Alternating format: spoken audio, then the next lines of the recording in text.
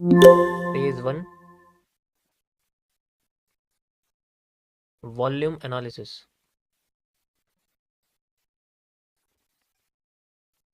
देखो पहले तो ये समझो, मैं आज तुम्हें सप्लाई डिमांड को रिवाइज करा रहा हूँ और कुछ की पॉइंट्स भी बताऊंगा जिससे आपके बहुत सारे जो डाउट्स हैं वो क्लियर हो जाएंगे यहाँ पर। ठीक है, यही चीज़ जो मैं समझा रहा हूँ यही चीज़ आपको वहाँ भी देखने को मिलेगी जो आपको कंटेंट मिलेगा। ठीक है,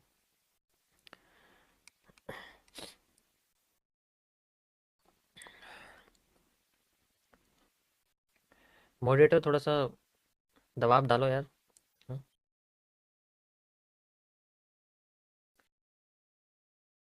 हम्म।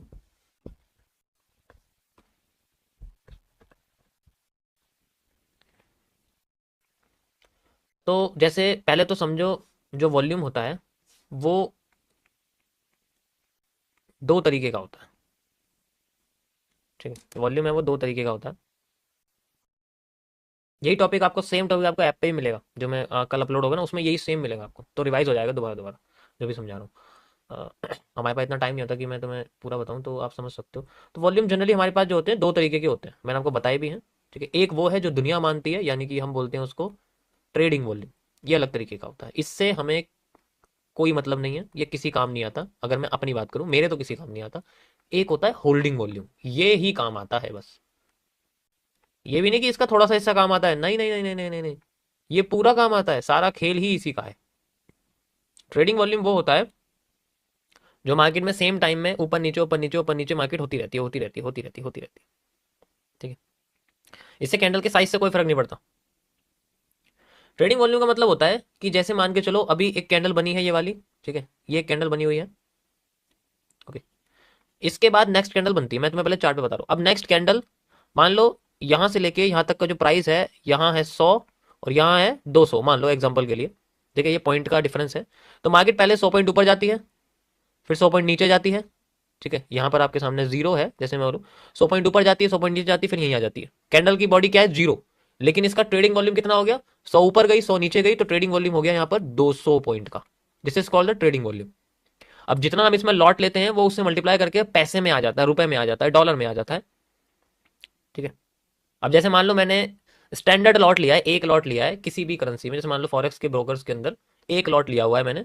तो अगर मार्केट 200 पॉइंट हिलेगी तो इसका मतलब है $200 हिल गई। $200 का ट्रेडिंग वॉल्यूम बन गया। बॉडी नहीं बनी है इसकी, बॉडी छोटी सी, वो अलग बात है। इसी तरीके से मान लो एक और कैंडल यहाँ पर बनती है और उसके बाद ये 100 पॉइंट ऊपर जाती है और फिर से 100 पॉइंट नीचे जाती है, लेकिन ये दोबारा से 50 पॉइंट ऊपर जाती है और फिर क्लोज कर देती है। अब यहाँ पर इसकी थोड़ी सी बॉडी बन गई। अब इन दोनों में पावरफुल कौन लग रही है, पावरफुल ये लग रही है, पावरफुल ये लग रही है। ठीक है, लेकिन अब ये इसका ट्रेडिंग वॉल्यूम इससे ज्यादा है, इसमें 50 है तो 250 का ट्रेडिंग वॉल्यूम हो चुका है, यानी कि वॉल्यूम इतना हो चुका है। ये किसी काम का नहीं है, ये बस मार्केट में हमें ये बताता है कि भाई इस जगह पर ज्यादातर लोगों ने बाय सेल करी है। डिपेंड करता है कितने लोग इस जगह पर लेकर बैठे हैं। तो ये जो हिस्सा है ये ट्रस्ट पैदा करता है कि हाँ भाई, मार्केट में 50 पॉइंट लोग लेके बैठे हैं, इसका मतलब ट्रेंड बाय साइड में जा सकता है, क्योंकि लोग होल्डिंग्स जो है वो बाय साइड में ज्यादा है। अब इसके अंदर 200 पॉइंट का ट्रेडिंग वॉल्यूम है, इसके अंदर 250 पॉइंट का ट्रेडिंग वॉल्यूम है। यहाँ 50 पॉइंट की वजह से ट्रेंड नहीं बनने वाला, नहीं। यहाँ ट्रेंड उसकी वजह से बनता है जिसमें बॉडी नजर आती है। और ये जो 50 पॉइंट होता है, ये जो 50 पॉइंट एक्स्ट्रा निकला है, इसी को हम लोग बोलते हैं होल्डिंग वॉल्यूम, जो लोगों ने होल्ड कर रखा है। The body of the candle is known as the holding volume. ये 50 पॉइंट ही हमारे लिए मैटर करते हैं, इसी को हम मेजर करते हैं, क्योंकि ट्रस्ट इससे पैदा होगा। अब मैं आपसे बोलूं, अगर एक कैंडल ऐसी है जो ऐसे बनी हुई है, ठीक है, ये दोबारा से 100 पॉइंट है यहाँ पर, ये यहाँ पर जीरो है, तो 100 पॉइंट ऊपर चली गई और फिर 100 पॉइंट नीचे आ गई और यहाँ जाके क्लोजिंग कर दी। अब ये क्या बन गई, एक एक डोजी जैसी बन गई। लेकिन अगर एक कैंडल है जो ऊपर जाती है और ऊपर जाके फिर अपने आप को क्लोज कर देती है, ये मारू बाजू बन गई। लेकिन इसके पास जो ट्रेडिंग वॉल्यूम सिर्फ 100 पॉइंट का, इसके पास ट्रेडिंग वॉल्यूम 200 पॉइंट का, क्योंकि ये ऊपर भी गई थी नीचे भी गई थी, 100 पॉइंट ट्रेवल करके 200 पॉइंट का यहाँ पर मार्केट ने अपना वॉल्यूम बना दिया। किस पे ट्रस्ट करोगे, कम पॉइंट वाले पे जिसकी बॉडी ज्यादा है, ज्यादा पॉइंट वाले में जिसकी बॉडी ही नहीं है? किस पे ट्रस्ट करोगे बताओ? एक मारू बाजू पे ट्रस्ट करोगे जो ग्रीन कलर की है, और एक बिना कलर वाली डोजी पे ट्रस्ट करोगे जिसका ट्रेडिंग वॉल्यूम ज्यादा है। समझ आया? ये ही है जिसको हम मेजर करते हैं। The 100 points are the real points which indicate the authenticity of buying. This is called the demand. और अगर इसी तरीके से मार्केट में हमें नीचे की साइड मूव दिखता है और वो रेड कलर का बनता है, दिस इज कॉल्ड सप्लाई। इसी को हम लोग होल्डिंग वॉल्यूम कहते हैं, और इस होल्डिंग वॉल्यूम का नाम होता है सप्लाई। इस होल्डिंग वॉल्यूम का नाम होता है डिमांड। डिमांड का मतलब होता है कि यहां पर लोगों ने होल्डिंग रखी, तो अब आगे जाके डिमांड क्रिएट होने वाली है, एक मूव आने वाला है, ऐसी चीज को हम लोग डिमांड कहते हैं। हम लोग और ज्यादा मांग मांग रहे हैं। सप्लाई का मतलब है यहाँ पर मार्केट में कुछ चीजें बेची गई हैं, फिर और सप्लाई लेने की उम्मीद कर रहे हैं। समझ आया? चलो तुम्हें ट्रेडिंग वॉल्यूम का कुछ इंडिकेशन दिखाता हूँ किस तरीके से काम करता है। ठीक है, जैसे मेरे पास यहाँ पर जो है मैं चलो तुम्हें ट्रेडिंग वॉल्यूम का कुछ इंडिकेशन दिखाता हूँ किस तरीके से काम करता है।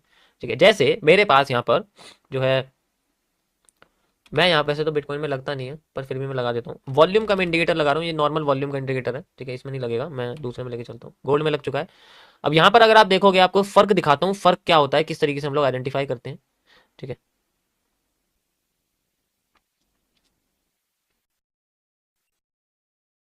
अब ये देखो, यहाँ पर इसकी बॉडी सिर्फ इतनी सी है और यहाँ पर इसकी बॉडी इतनी बड़ी है।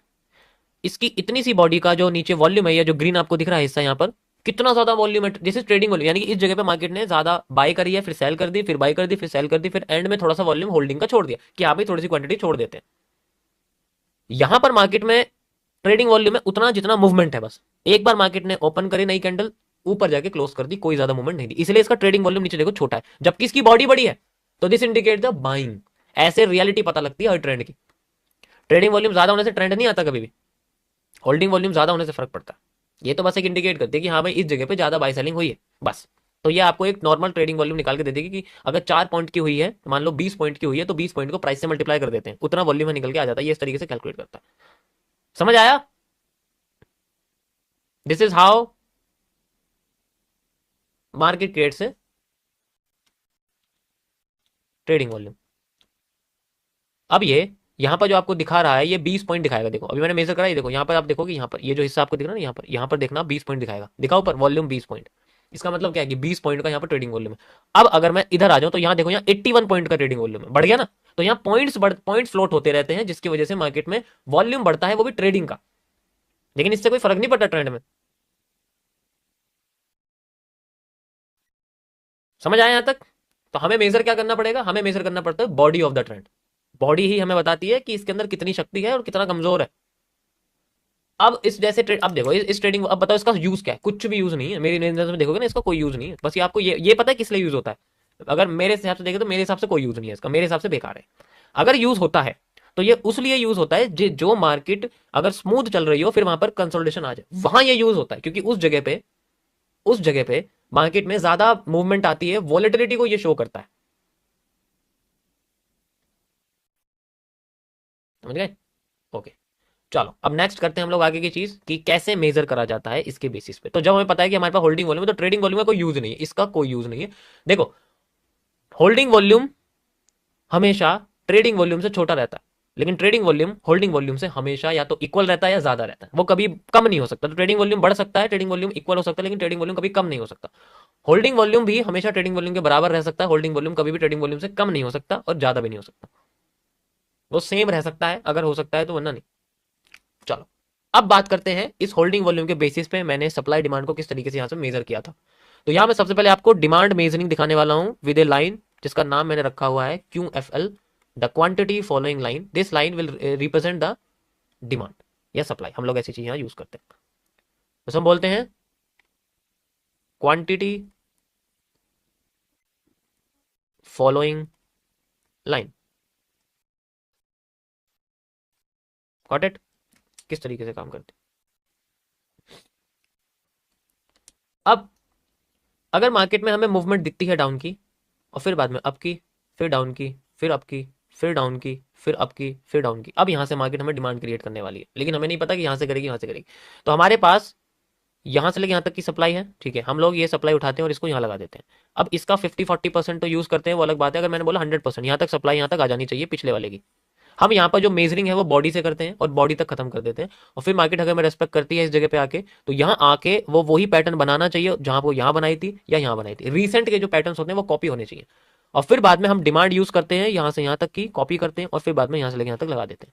Then we have a demand, और फिर हमें मिलता है रिवर्सल एरिया। अभी लाइव में जो आप देख रहे हो वो यही हो रहा है, लाइव में जो आप देख रहे हो बिटकॉइन में वो यही हो रहा है। बार बार मैं आपको यही तो लगा के दिखा रहा हूँ, और क्या कर रहा हूँ, पिछली डिमांड की बॉडी उठाता हूँ, आगे डिमांड में लगाता हूँ, बस यहाँ रिपीटेशन ऑफ कैंडल्स होना चाहिए और कुछ नहीं चाहिए। अब देखो यहाँ दोबारा से bullish engulfing I, you can easily C like this bullish engulfing.